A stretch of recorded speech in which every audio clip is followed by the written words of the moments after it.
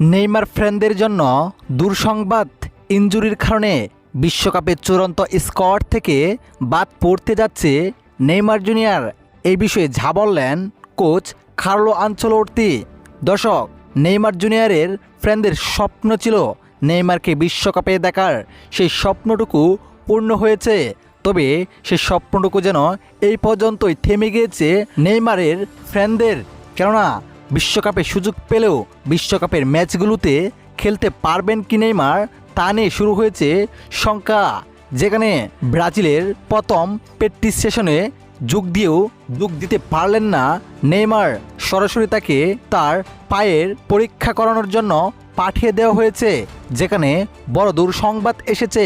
Neymar junior এখনও অনেকটা ইনজুরিতে রয়েছেন, যেখানে ডাক্তার নিশ্চিত করেছে আরও 3 সপ্তাহ সময় লাগবে নেইমার জুনিয়রের সুস্থ হতে।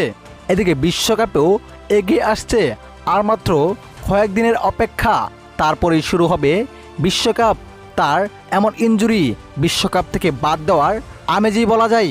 এদিকে নেইমারের ইনজুরি নিয়ে কোচ কার্লো আনচেলোত্তি বলেন, নেইমার জুনিয়র যদি বিশ্বকাপের আগে পুরোপুরি সুস্থ না হন, তাহলে বিশ্বকাপের একদিন আগে আমি তাকে ভাত দিতে বাধ্য হব। এই দুঃসংবাদটি ব্রাজিল ফ্যানদের ও নেইমার ফ্যানদের জন্য এক প্রকার দুঃখজনকই।